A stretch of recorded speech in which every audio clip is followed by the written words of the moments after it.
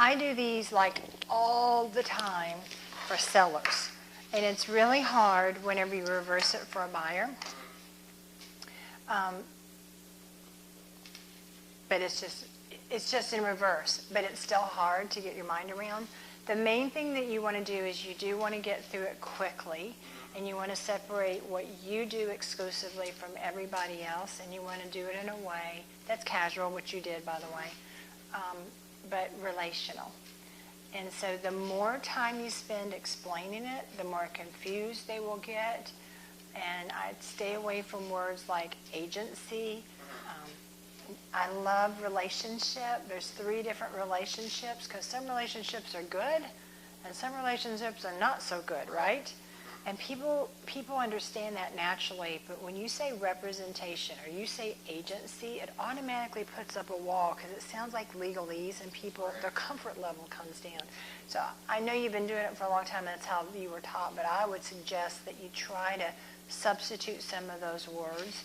And I love the part that you gave about confidentiality and all that. That's very, very good. But in a buyer's mind, they don't even know what representation really is, other than the court of law, where they've had an attorney represent them, and that's a scary thing, right? So I know it's what they teach us, but I don't think it's a friendly, relational, building word to use. I think if anything, it makes people more tense. So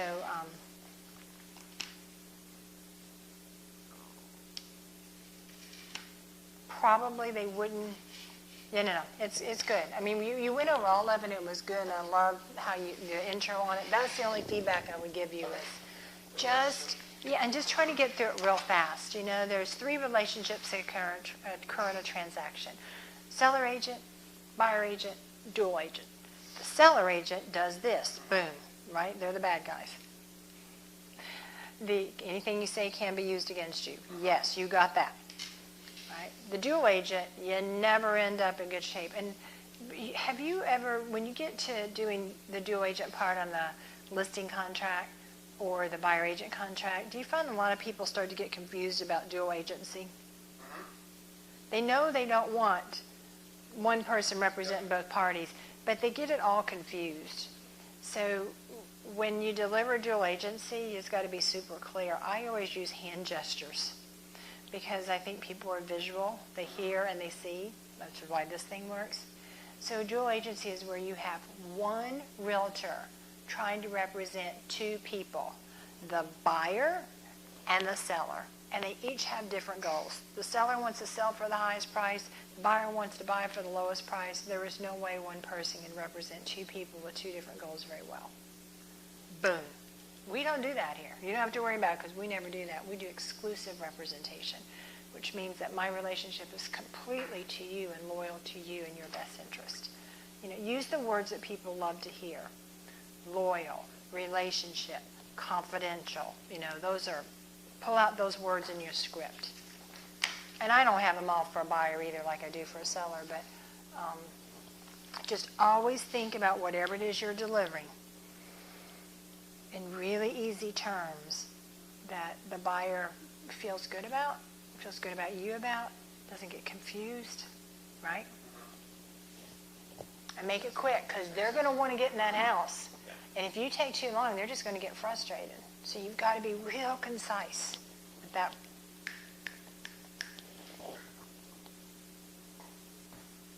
Do you ever get them in there and kind of warm them up a little bit and then say, hey, look, there's a couple things that I have to go over with you.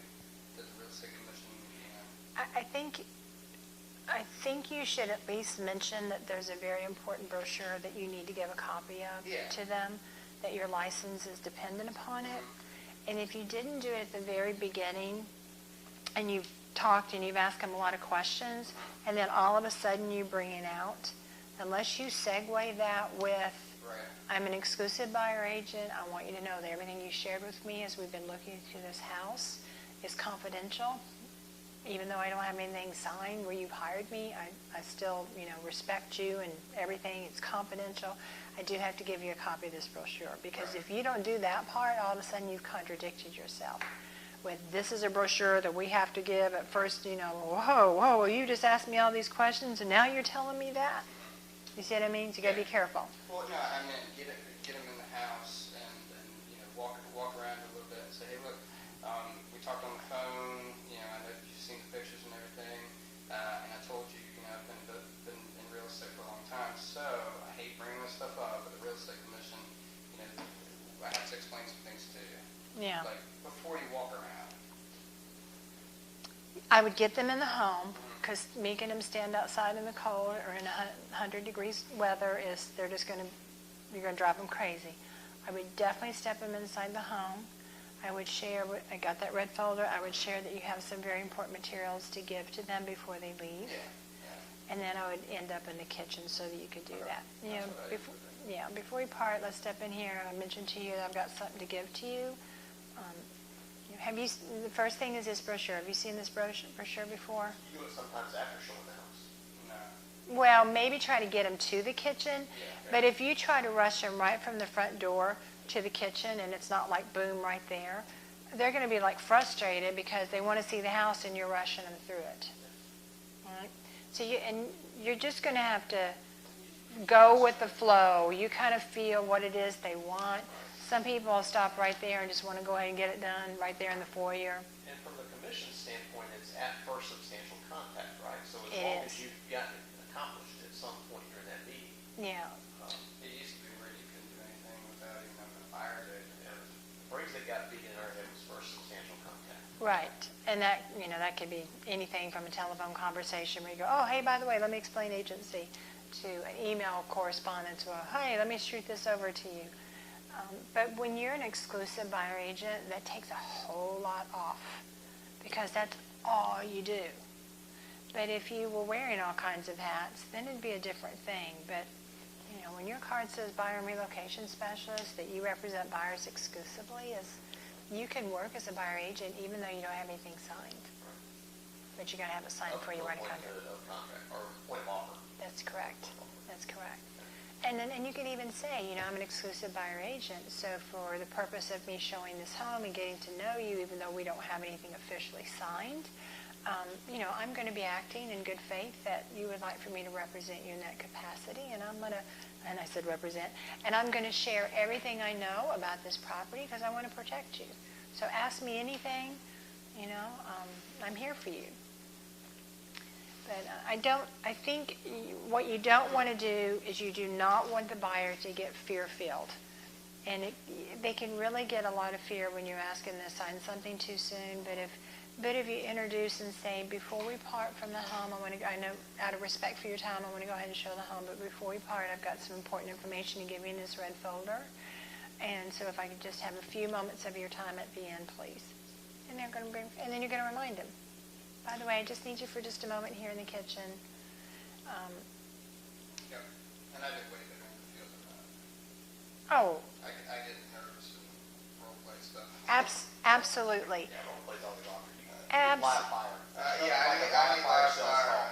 Absolutely, absolutely. And you've obviously done a beautiful job for a lot of years. I'm just emotionally telling you that words have a lot of power, and so if you can think about every chance you get to grab a word that maybe isn't moving the direction you want, you don't even know it unless you're paying attention to it, and substitute that with a word that makes people feel comfortable. Yeah, you'll move. I like the hand gestures too. That's a good way to say it. It's really powerful because you can say one agent representing two parties, and they're just like, because it's a foreign language to them to begin with. That's why they have such a hard time. You say it over and over, so you've got it. But for them, they're brain searching.